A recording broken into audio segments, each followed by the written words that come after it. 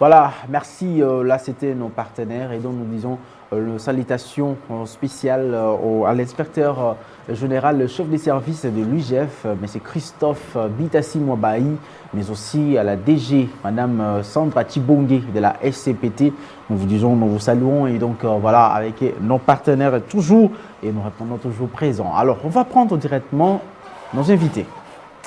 Lelo na banzi na annonce qui déjà na débit nos chers téléspectateurs na ça qui bino bo télécharger bo recharger déjà ma téléphone na bino bo recharger ma crédit parce que ngai na koyebisa bino kaka bo toujours poser bino d'abord question kaka moko place aux ali place aux vivre bozangi courant na mai ça fait combien de temps bozangi courant na mai ça fait combien de temps donc le droit fondamental bafoué à Kinshasa notamment l'eau et l'électricité qui sont les droits fondamentaux de la vie.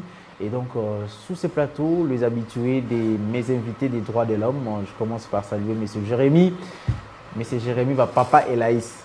Bonjour et bienvenue. Bonjour, merci beaucoup. Voilà. Et aussi Maître William, qui est aussi avec nous. Bonjour et bienvenue. Bonjour. Voilà, vous savez que toujours, tous arabes bilingues, hein?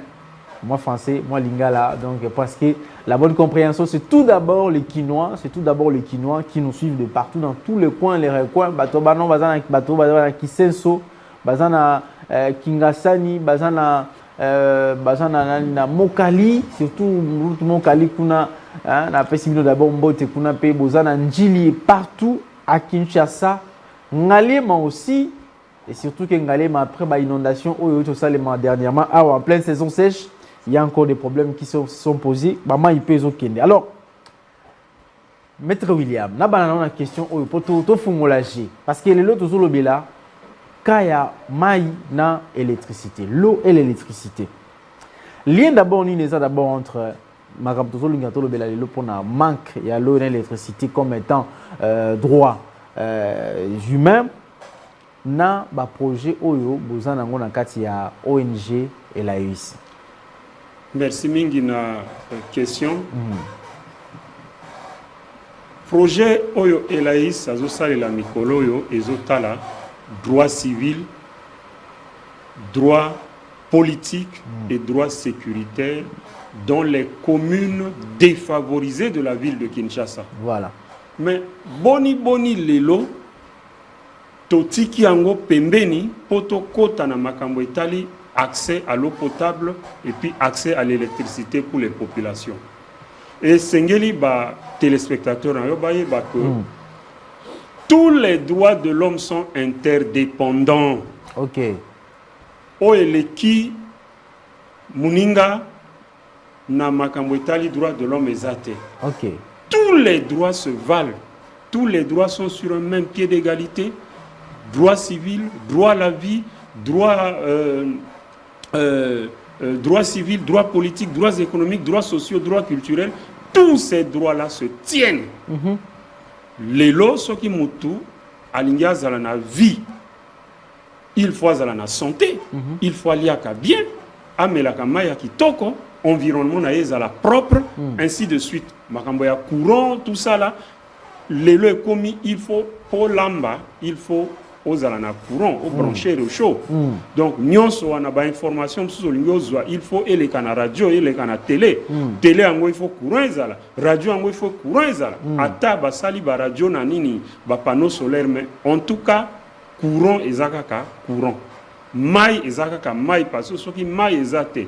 Ata ozo tambola o kendeti 5 km 10 km pose wa mai un jour au bela, un jour nous autres au lemba. Et puis, santé na yo kozala kitoko te. Vie na yo pe kozala kitoko te. Yango wana tolobi lelo, il faut to sembola ta droit d'accès à l'eau potable, droit d'accès à l'électricité. Mais quelle électricité? Une électricité de qualité parce qu'ils ont contribué à la sécurité de la population. Tango, lupango na ils ont ngala. Tango, balabala nyonso ezana ba lampadaire. Ils ont ngala na kanisi moyibi. To criminel à kozala na moi bobangi na nzoto na ye avant ya kosala likambo ba yaka mingi vers biso ba kotela mingi vers biso ko boma biso kaka soki ba moni molili et koti na quartier. OK. Et donc bande ko pe bozola na biso na na bakartier balobaka courant ezalaka faible boyebisa biso na mpe courant ngo esi mati parce que soki courant eza faible mpe eza danger. Alors papa Jérémy, question nazopose yo lelo bato bazozanga mai bato bazozanga courant ekomi nango problème moko récurrent na société. Alors plaidoyer nini bino bokosala en tant qu'activiste à ce moment là? Na beaucoup c'est merci mingi pour la question de co-journaliste ndenge ndeko nanga William azali koloba mai pe lotiliki et zali lingala wana lingala mais otongo linga otongolo eza ko comprendre d'accord oleka na ba comprendre ngai ya bi kotongolo c'est-à-dire o comprendre ngai d'accord wana tongoli merci voilà mai pe courant ezali ba droit parmi ba droits fondamentaux ya motonyo sote sengela zala na yango nakumisaki mboka mokonzi ya mboka puisque a inauguraki esika munene pona mai o ya traitement ya mai quoique a inauguré yango mais capacité ya batu ya kozanga mai ezali kaka pona koloba kaka na ville ya Kinshasa mai ezali après près na 70% ya batu oyo bazozwa mai 30% baza na mai te et nangi koloba lisusu au moins moko na minei to moko na mitano oyo bazangi mai et likambo na mai eza penza likambo moko ya mingi toza au moins 15 millions ya bafandi na mboka Kinshasa. Et ce que totali na ba commune mususu met Kimbanseke Banzili ozomona ezali na plein centre ville mais batu bazali kozanga mai on dirait bazana mboka koloba pe même ngaba et puis tango tozolo ba mai wana tala mai wana qualité dini ya mai oyo bango bazali ko komela avant tout le bada plaidoyer c'est que tout le bada d'abord droit ya mai mutu kolandisa makoki ba droit na ye azana droit l'état azana droit ya kopesa ye mai na lotiliki azana obligation l'état azana obligation ya kopesa ye mai pe lotiliki ezaka kate tango to bengi kombo mai il faut la maille o ezali petua o ekutami na mbindo te lorsque l'eau est polluée lorsque l'eau n'est pas potable on peut pas donner à une personne tango électricité balobi électricité zali ezokomata na 120 volts te kotika na ba te 120 volts même 120 volts ezokomate ezosiko na 100 kita volts oyo bakino babengaka ezopela mwinda likala tu vois un peu omoni condition oyo soki balobi bapesi population bazo se jouir vraiment te na yango et lotiliki wana ezo permettre te mutu alamba ezo permettre te mutu atanga malamu parce que bayike soki tosali statistique bato ba ophtalmologue soki batali ba mususu misu na bango ezali déranger po ite bazali kotanga na mwinde ezali malamu te yeba ke soki mwinde za courant ezate boni na bétidian bazoza na difficulté même à réussir voilà et chaque mingi ya bétidian na bélève eza la manque ya électricité bato bazo kanisa ezani électricité loko les actes bétidian baza na difficulté ya kota ya ko réussir puisque a outi été lo ya likolo aye kozonga azana tante ya kotanga bino na lukano ne loka kolia na luka mai a outi université zo mata bangomba zo kita lubwaku pona ko luka eau potable po amela po lamba et tango zo zonga alembi déjà et lotiliki ezalité na il y avait un certain moment Banque mondiale et appuyaki pona mai mais oyo apuyaki eza kaka un poignet parce que eza na bisika mosusu même ata batuyo ya réside ezo eleka te. Heureusement toyokaki awa makambo ya bapui parce que l'état aza na posa que batu bazala na eau potable parce que aza na obligation ya kopesa population na ye eau potable. Totali makambo ya ba oyo elimwa kaka ya ba forage elimwa likanisi malamu pour que population bazwa eau potable, mais jusqu'à présent makambo ya forage etikala kaka bo lettre morte toyebi te niveau nini ezali. Or esengeli penza ezala pour que ba population bazwa na bakimbantseke kuna na babibwa kuna na moni banzela mususu nini ezali par exemple na KPM na KPM awa so nani na plaza pembeni kaka wa mayeza te pour na komona ke mayeza penza na motuya oyo biso plaidoyer to wi ko sala eza que l'été sengeli azwa mosala na ye na maboko particulièrement mokonzi ya SNEL pe mokonzi ya réside des eaux na tomboli bango botondi parce que batia bango na lebonga wana mokonzi mboka tia bango de bonga wana parce que baza bato ya mayele ba mokonzi mboka ko ikotia mutu wana te soka monite ki aza mayele tango batie yo DG ya réside des eaux batie yo DG ya SNEL parce que une équipe dirigeante wana parce que bayebi ke boza na makoki mais na sengi na bino botala nanu biso population yo quand itozo kutama na situation oyo lotili qui est ezalité soki lotili qui ezali ndeko na ngai lisusu na lo bananu liboso toyebaki na Kinshasa omona singa moko eye ya 70 carrés eye batu bazo benda wana mais sikoyo tokomona na basinga ya 2,5 likolo ya 1,5 likolo na batana na basinga téléphone auto banobenga ya téléphone ya ngiriro wana ezoleka pona kopesa courant batu ba raccordement frauduleux ezozala pour dire que batu nous surtout bazana posa lotiliki tant ba raccordement frauduleux ezali parce que on supposait que batu yo ba DG ba ptina bisika na bango bazo sala te mosala elongo bani na ndeko moko ya SNEL na ebisi yo ndenge ozo makambo ya courant malamu te na kofunda yo na komela inspection ya SNEL habité ndeko kokoma te na bisi soko kobi ko bongisa te omoni même électricité batu même ya SNEL baza aussi à la base omoni ba kondité ba kondi ba vandi na bureau batu yo ba kitaka sur terrain bango lisusu baza à la base il y a privation il y a courant voilà. Alors, apparemment, ça qui appelle Salibi, non, il faut rebenga surtout yebisa biso bosali bambula combien de jours depuis besoin en courant dans quartier na bini. Et ce que vous appelez la question mususu ya éclaircissement, pour hésiter te poser question mais qu'on donner peu point de vue na yo. Maître William, moi je me rappelle en France et je crois que révolution et ça les mara sur base je crois il y a prix à lipa. Oui. En 1968. Oui, Batubasali révolution. Mais est-ce que na Congo, précisément na Kinshasa, ce que les populations se soulevées pour la revendication, pour baza desservi na couranté, baza desservi na maïté, pour commettre infraction? Ils ont le droit à la population.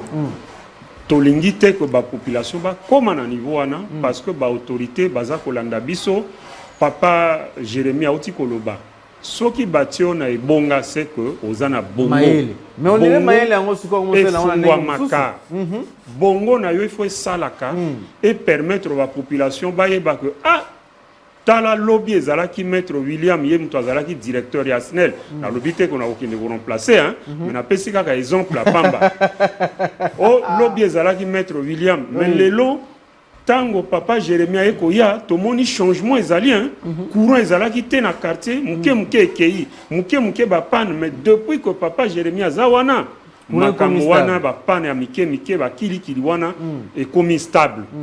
C'est comme ça qu'il faut faire évoluer les populations. Revendication à la population, il y a des structures, il y a des canalisations. Vous avez par exemple les ONG qui viennent à la radio ou à la télé pour parler de la question. Mais il faut que l'autorité ba yokaka. Ce que lundi émission, surtout que l'émission en direct, au lundi émission. Ah, dit, toi droit de l'homme baleka une émission, tala bangwana bazo le kana émission, balobi boy. Dit, bota la kuna na quartier na bino, Kinshasa a 24 communes.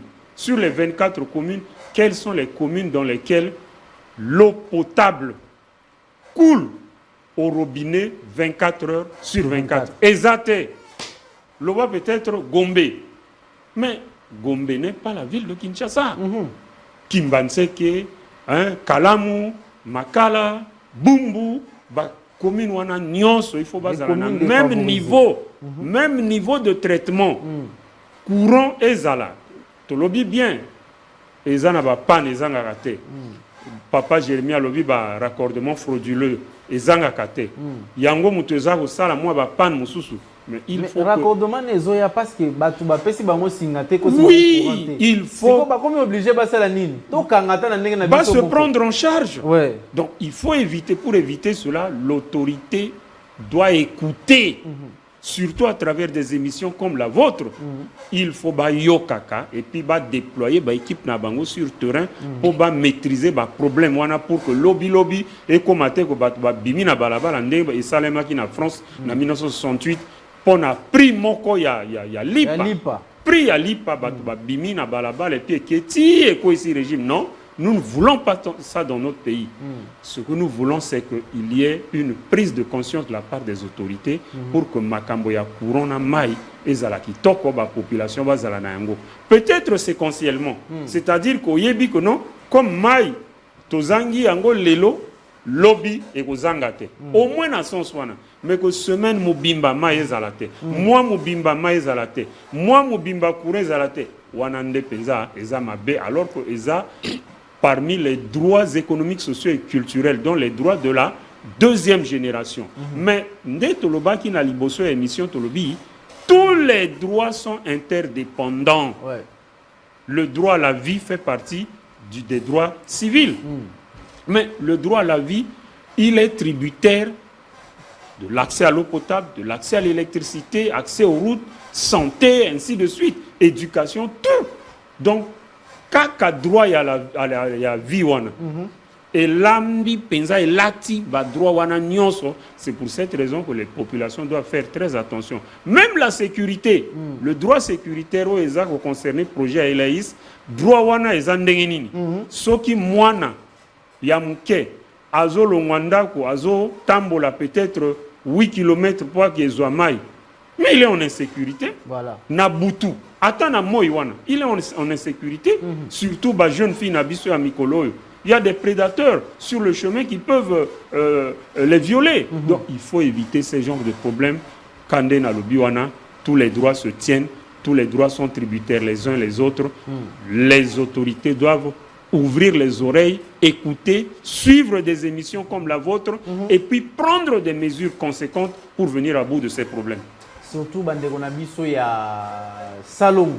Ah, lemba Salongo mawa. Mais boss nga kutu. Mais on touché kutu quartier nanga. Na uti kuna. Otuna tangai. Mai wana na zwaki yango ndenge nini? Na zwaki mai yango wapi ndenge nini pour que na sokola na la tailamba na ya na émission na ngaka na ya te. Mai ezate. Mai. Mais c'est la population c'est la ndeko. C'est là on a le bas avant na ya na émission. Bandeko ya Kingaboa bakutana nga ba biyozo kende koloba makambo ya mai na courant lobela biso oyo ya cabine ya maternité bakata courant tant bazo sala banzela plus d'une année plus de 2 ans coureza la kate batasnel bayebi yango mais bayeli bango ba facture batasnel ba gumbi facture bayeba tiki bakemba na moko babuki autre facture coureza la kate boye kotika facture botie période wana autre facture plus de 150 000 francs et puis courant ata mokolo moko te na couré ko banda na tongo ti tongo couré tika la kozala bongo yango to tuna nanu est-ce que DG Moutaza la base de yango ya SNEL to kaka biso bato tozo sala na se et eloko lisusu tozo mona ngo pona courant oyebi soki match elingi obanda bakati courant soki kaka match ne tala kaka match za na ville à Kinshasa kaka match te événement nyonso eza ko concerner mboka eza ko concerner ba population baza na besoin ba information soki kaka ekomi heure na ngo ya ko bande courant ekei po bakende na baba bazotinda bato bakende na baba po balanda match kuna po na bar po Hollanda il faut ovanda na kiti pour vendre la kit il faut soma masanga donc bazotindika mutu nyonso tout a jouir na liberté na yete pour dire que voilà un peu comment est-ce que SNEL a causé l'insécurité na niveau ya population ya ville à Kinshasa batu bazo za la violer à cause du courant manque du courant n'habite ce qui est statistique ezo salama tangu courant bazo katango surtout na bapoko tu as vu que la société salamaka na tongo bazo partager courant mais qu'est-ce qu'il est le phénomène nous ça la que courant ezalati yango nazo yebisa biso ba ONG à droit de l'homme ndenge tozolo baboye eza mbela tozo sala pour que ba konzi bato ya mayele na SNEL ngala bi eloko muso salamaka bato likolo bayebaka te bato asende mutu baza à la base mais comme baza ba agent de l'état toloba ki agent de l'état en tant que policier à sali violation il faut qu'on kangaye on va prendre cet appel Jonas Minga. Allô bonjour Allô oui bonjour papa obengi biso biko monani allô bonjour yoka biso na téléphone parce que la retour à télévision té oui bonjour obengi biso biko monani tango zo benga s'il vous plaît cause la retour na télévision té okozwa un peu désynchronisation c'est-à-dire okozwa moins retard mais yoka biso na téléphone tango zo ka biso na téléphone parce que micro est très bien installé pour que tout s'échange bien. Comme ça, vous contribuez, vous participez à l'émission. Parce qu'aujourd'hui, ils ont touché biso la population, ils vont vendre dans les quartiers défavorisés. Ils vont vendre dans les quartiers peut-être qu'ils ont habité. Ceux qui vont vendre dans courant, ils ont habité. Mais biso, ils ont Kingasani, ils ont Mpasa, ils ont quartier fait fond Kaluka. Allô, bonjour. Allô, il est parti. Voilà. Allô, bonjour. Oui, bonjour papa. Bonjour. Obengi biso api comme monani. Allô. Allô. Obengi biso api comme monani. Allô. Oh là là. Oh là là, oh là là. Allô. Allô, bonjour. Oui, obengi biso api comme monani. Allô, na bengi bino na Kindawa. Oui. Na Bandal. Na bengi na Kindawa na territoire de Sikebanda. Na Congo central. Jonas Minga moi volume qui t'a manqué poto. Bon lobela ya kwa biso awa inga na territoire na biso. Tout na awa injustice ça belé na makomba courant. Donc to kemba awa tala butu inga na territoire na biso. Oh là là. Malheureusement tu occupes très bien mais je crois qu'il y a zone lobela peka makomba courant na bandal na quartier bazo vanda donc c'est très important. Moi ça biso pe bosali pe combien de temps courant za la rali sous-souté. Alors, papa Jérémy, question qu'on a tuna te poser ma base. Voilà, oh là là, on va prendre cet appel. Allô, bonjour. Allô. Oui, bonjour papa. Allô.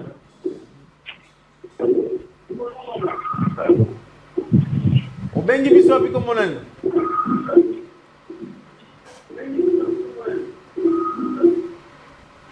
Oh là là. Téléphone na boyo ça kozo benga s'il vous plaît tant kozo benga yo kaka biso na téléphone ko yo kabiso na télévision té okoza na retard pourtant maloba na ngezo kende awa ezo emettre awa si comme na TV na bino kuna ezali makambo ba onde ndenge zo la retransmission donc ça va nous prendre en retard donc yo kabiso na téléphone pour la tic au tac to beti masolo oyo pour to kende bala moko papa Jérémy na revenir na question oyo to beti to possible.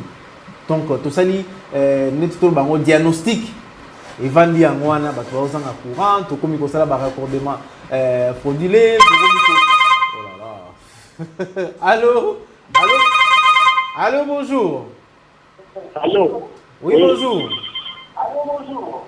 Bonjour, monsieur le journaliste. Obengi biso api komonani. Na Kengio, donc, na Monga Fula, à côté à Lemba Yembo. Ok.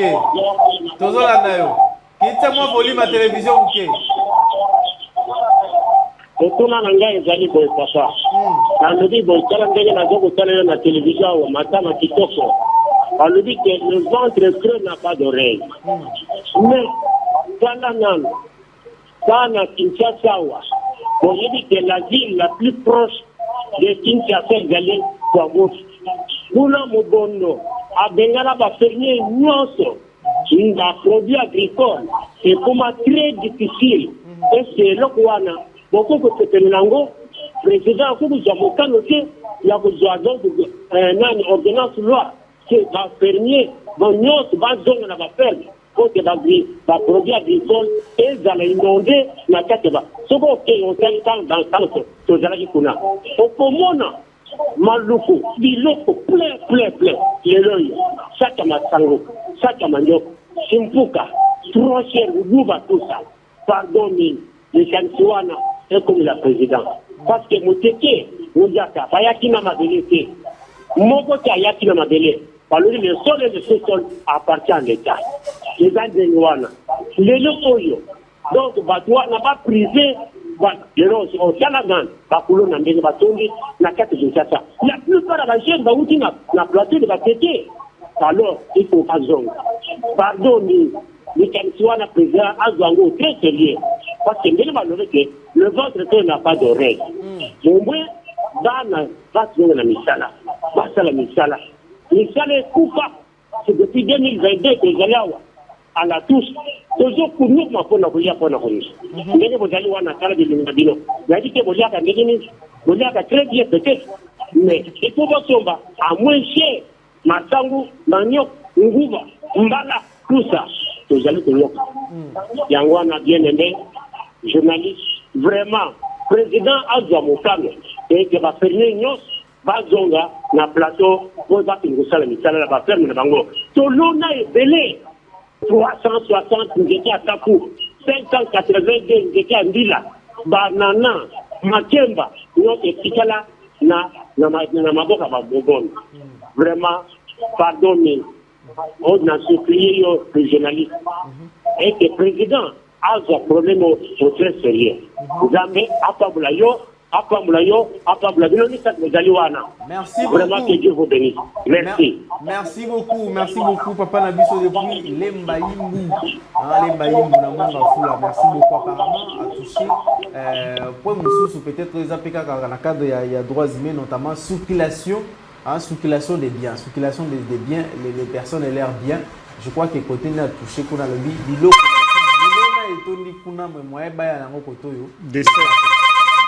Dessert. Voilà, on prend encore cet appel. Allô, bonjour. Allô? Oui, bonjour, papa.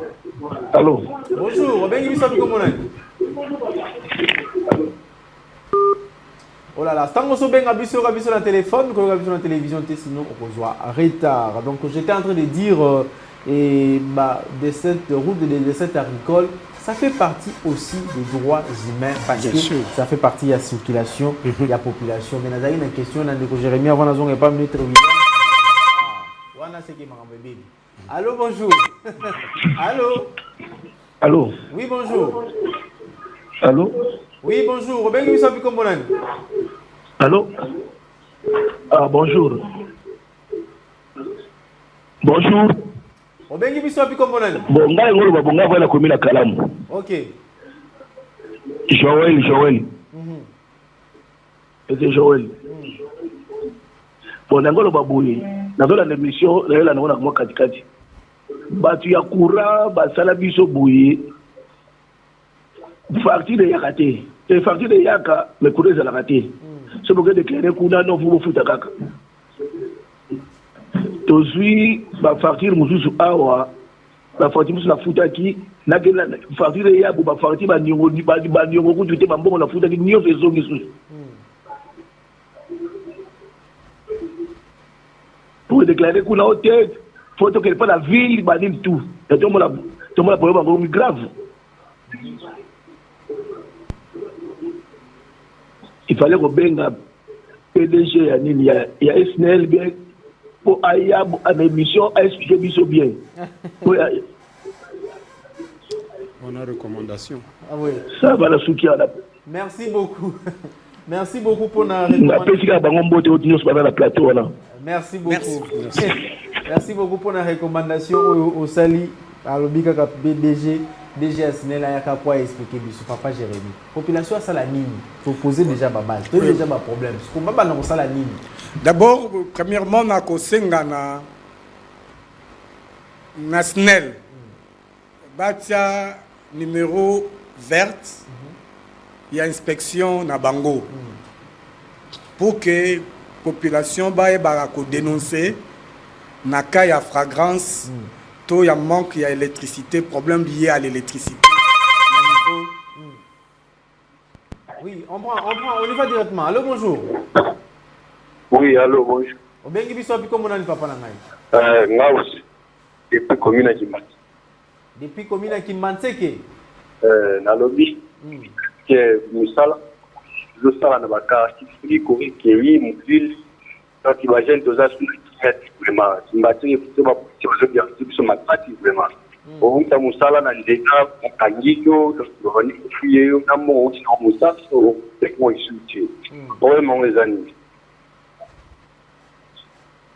Allô?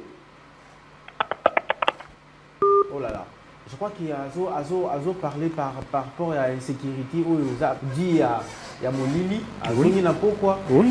Auti musala, à côté na bakanye na nzela ba comment faire ba contrôle tout ça on tourner donc en tout cas voilà les problèmes où ils ont causé pour un manque d'électricité dans le quartier parce que l'électricité et l'eau ils ont des bases directement papa Jérémy au Banéro.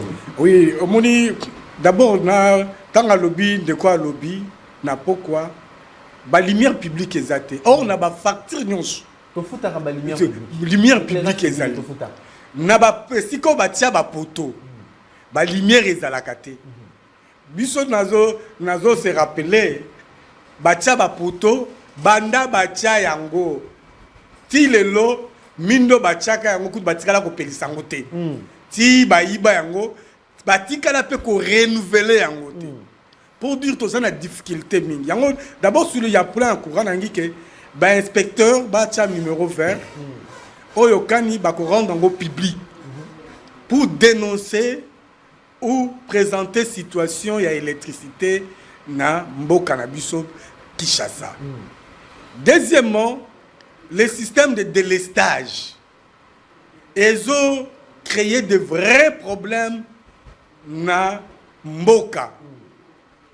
Na communauté na biso batu ba éviter délestage. Est-ce que un mot nouveau et côté le loba pesi courant boye lobi ba pesi boye oh batu balamba ka chaque jour batu batanga ka chaque jour et si possible pourquoi ne pas faire un état général il y a énergie pour résoudre ces problèmes de l'électricité directement parce que tout le monde même na ba cabine au monde a coureza mais batu bazana couranté oh fédé il faut et comme même batu population bango moko ba comme ko somba quand même biloko ko tia na cabine et nazo singa communauté population ba se prendre en charge ba yebake bazana droit wana ils doivent revendiquer ba droit na bango auprès ya ba structure compétente auprès ya SNEL auprès ya Régie des eaux. Je donne l'exemple. Toujours comme elle est sous une situation difficile. Tant que bazo sala banzela, kaka wana vu. Au monde batonzela ba inte ba komeli Régie des eaux, ba komeli SNEL pour que ba yeba ko arranger ba singa na bango pour que nzela le kamalam. Ça peut prendre des semaines pour que ba ya ko sala, ceux qui ba yeba bazo prendre l'enterre.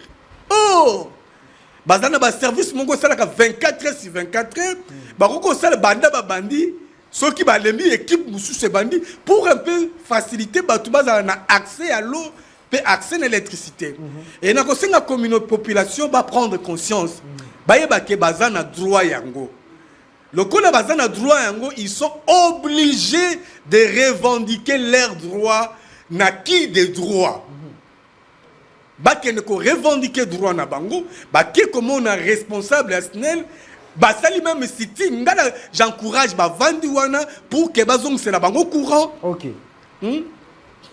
Parce que ceux qui va vendre les bango te ba kozong ça courant te. Ceux qui est na niveau ya ba session na bango zate ba mati likolo.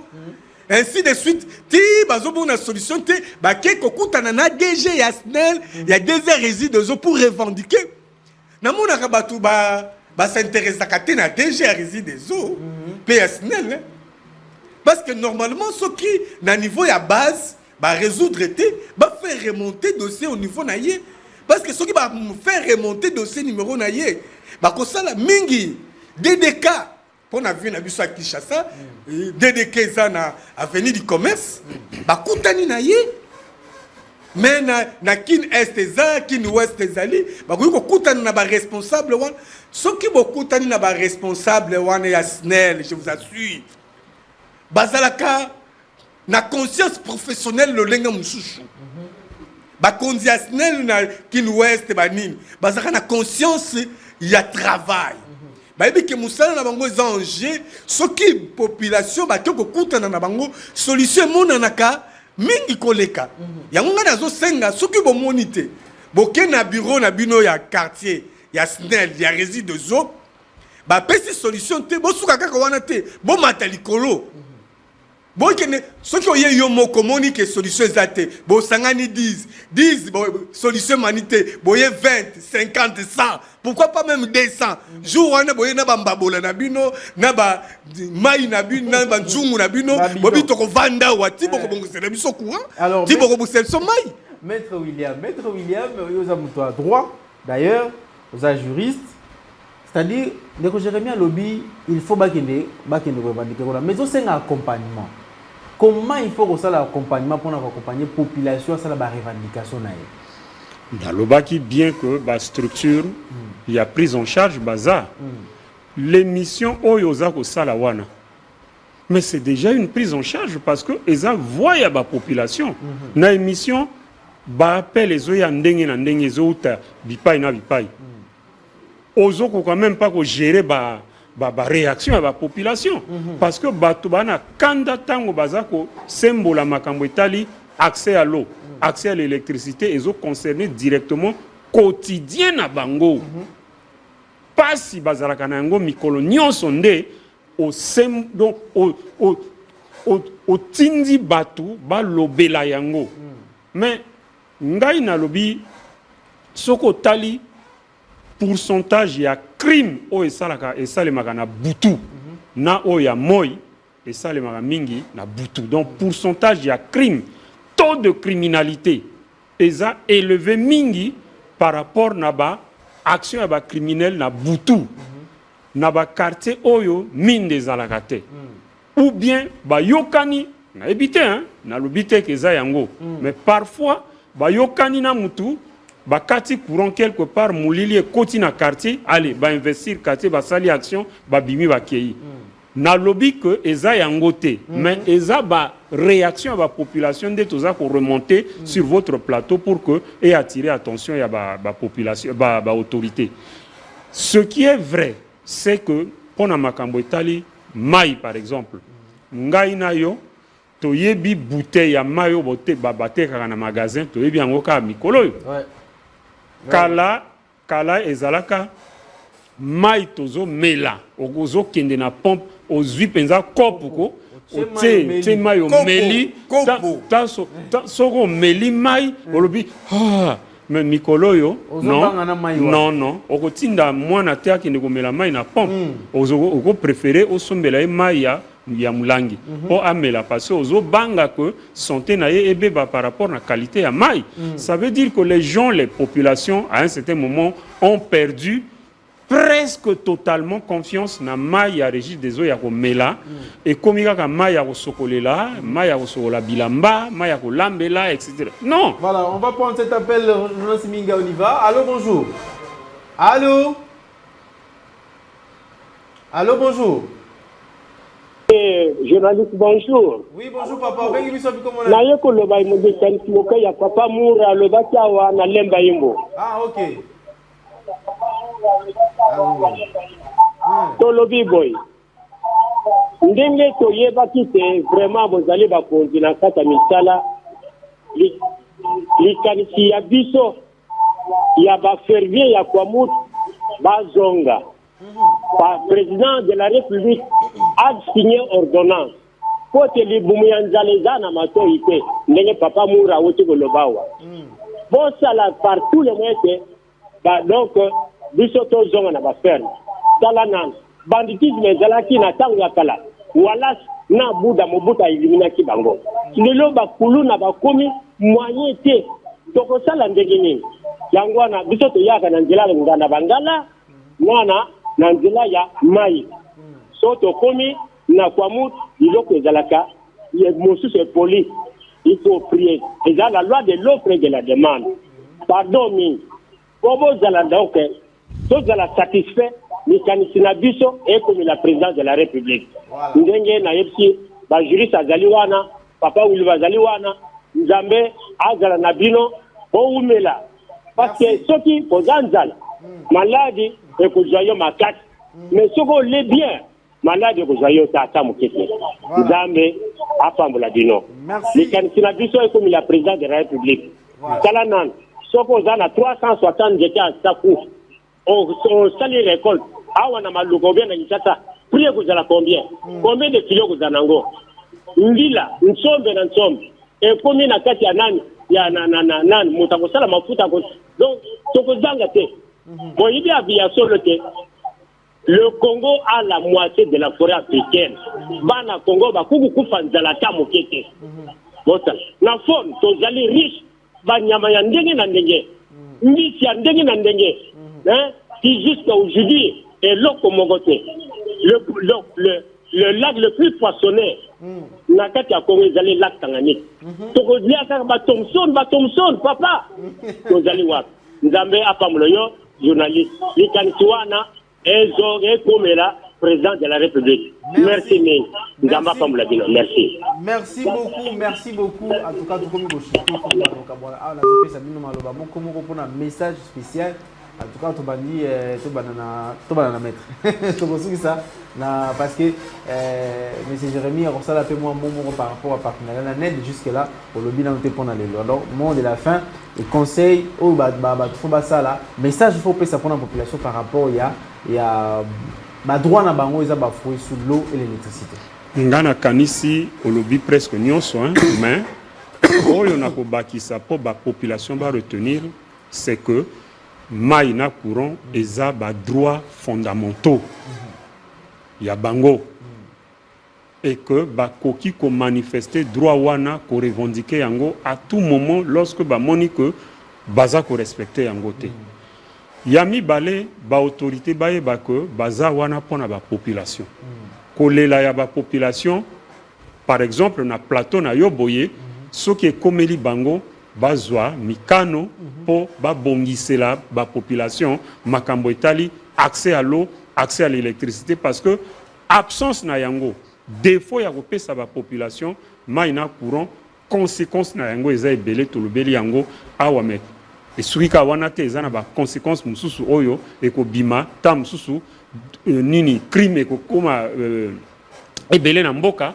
kaka pona ba conséquence na nini ba décès dû par exemple na nini maladie d'origine hydrique tout ça ce sont des choses ba yebi yango donc ba tout ça émission ezo leka en direct ba population bazo réagir en direct boni yo autorité oyo landi émission ozwa mukanote pour que obongisela ba population ba problème wana donc to sengi ba autorité to sengi na bango basala tout 24 communes à Kinshasa ba identifier basa la cartographie bazana yango basa la cartographie ya ba place nini problème ya mai na courant ezali basa s'attaquer na ba place wana au lieu que bao baza déjà na mai na courant bien bazo kende ko bongisa chaque jour côté ko kende ko bongisa za mingi ba place ba population bazana yango te na suki na ngai wana. Merci beaucoup Nero Jérémy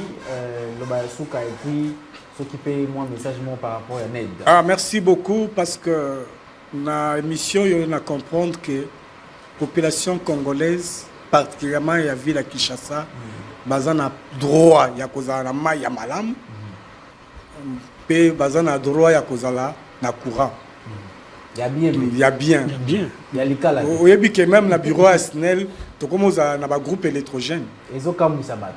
Comment le bureau à SNEL bon un groupe électrogène? Na bureau à résidus des eaux, bazo somba bouteille à plastique. Bamusu pas bouteille à plastique, te bazui thermos kaka, ba tchema sombi à maille à plastique à tchena kana thermos pour y banate que ba ko identifier. Pour dire que tous on a posé ya maille ça. Bato ba konzi ya SNEL pe à résidus des eaux, boza bato mayele, tous on a confiance na bino. Si possible, ba relayer en surtout na base bato bazaka na terrain, ba respecter droit ya bato oyo akozana na courant pe na mai. Pour Elaïs, tozoko ba tozana projet na net oyo appuyer biso et toza ko évoluer na bango, net toza en plein préparatif, il y a enquête sur les droits, il y a cap, il y a droit civil, politique et sécuritaire. Pour ça lango na 3 communes, Massina, Matete, P na limité pour un peu analyser en gros toko publier rapport d'enquête na yango sur Kalamingité tozokota na terrain, c'est pour que amélioration ya conditions ya survie ya communauté na niveau na biso. Donc là il s'est dispo s'il y a des préoccupations, même s'il s'agit de vous accompagner, d'avoir les autorités, il y a SNEL, il y a résidus des eaux, et là il s'est allié pour mettre en place des techniques et des mécanismes appropriés pour que to luka to yeba penza malamu ndenge ni bakoki ko améliorer to kima ba konzi ya SNEL te to kima ba konzi ya résidus des eaux te to approcher bango, ce sont nos frères bango pe ba vanda kana ba quartier le kola biso s'il y a un problème to kutana na bango d'une manière avec modestie, avec amour et to lembate yango wana nde na ngeko ba c'est ça le point de vue tozali na yango na moi mettre William alingaka ba c'est likambo makambo ya ba facture wana bazongeli yango mingi wana na ebite toko sala ndenge nini courant eyaka te mais facture eyaka courant eyaka te facture eyaka toko lobela yango ndenge nini pour que ba autorité ba yeba que non soki courant ezate ko tinda facture te parce que ya ezala kité yes ezali likambo mususu tio etobuki. Au lieu que bamba ya mai bazo bambate microbe ezo kota batu bazo se servir na microbe mai ezo comme le sous péto résidus des eaux politique à suivre à côté la place batu ezali ezalakate. Voilà, merci beaucoup Neko Jérémy Agalia, directeur exécutif de Elaïs, ONG Elaïs. Merci beaucoup également à Maître William. Et donc, Ndeko Jérémy, le lot numéro na noté. Pesa na numéro, il y a souka pour pesa numéro comme ça. Bobenga Ndeko Jérémy na ONG Elaïs pour na ba revendication nous sommes aux anango pour ça. Bobenga pesa numéro. Na on s'appelle personne qui n'a pas si Maître William parce qu'il y a des avocats. Il y a quand sous ces autres nécessités intervention, il y a avocat. Hier oui ko benga directement à comprendre pe soin na yo pe loko l'avocat. Na biso loko la ba accompagnateur pour que même abune pas ba avocat qui dit droit. Et là ici numéro nangoza 081 690 48 25 081 690 48 25 Yami Balé 089 991 17 19 089 991 17 19 Maître William, numéro Balamoro numéro 09 93 07 07 Lisusu na 00 09 93 07 07 00. Merci beaucoup. Et donc, nous vous annonçons d'ailleurs déjà pour ce lundi, entre lundi au vendredi, nous allons accueillir le président de l'UNCC, donc l'Union nationale des caméramens du Congo. Il s'appelle Merlin Kamalandoa. Nous vous annonçons qu'il sera avec nous ici pour nous faire le compte rendu de son voyage dans le Congo central. Il est allé installer cette structure là-bas, cette structure qui s'avère devenir maintenant une grande structure. Il s'est rencontré avec le ministre de la Communication et Médias. En tout cas, c'était dans les cadres tout simplement aussi de valoriser cette structure et de reconnaître par les autorités du pays. De la même manière, il y a l'Union pour la presse, INPC, il y a aussi INCC qui est aussi en train de naître dans cette sphère médiatique qui est la presse de la République démocratique du Congo. Le président Merlin Kamalandoa, nous vous attendons ici pour une émission spéciale avec vous. Merci à toi, à Jussé Mafouba qui vient d'entrer. Merci à Richard Widi, Jonas Minga, mais aussi à Junior Mbemba aussi. Merci à M. Olivier Monakuba pour la réalisation. Merci à César Bassaï. Merci aussi également au directeur des programmes Tristan Énergie Lelo. Le livre Charles Mouzadi. Merci à vous parce que nous préparons toujours les émissions de la tranche matinale avec vous. Merci au patron, concepteur de cette tranche matinale et coordonnateur lui-même, le patron de la PES Télévision, M. Patrick Engando Chiyoyo. Et un bon mercredi à Maman Nathalie Chiyoyo. On se retrouve, vous, moi et vous. Ça sera pour le vendredi. Demain, retrouvez Joseph Kalupala et le reste de l'équipe. Au revoir.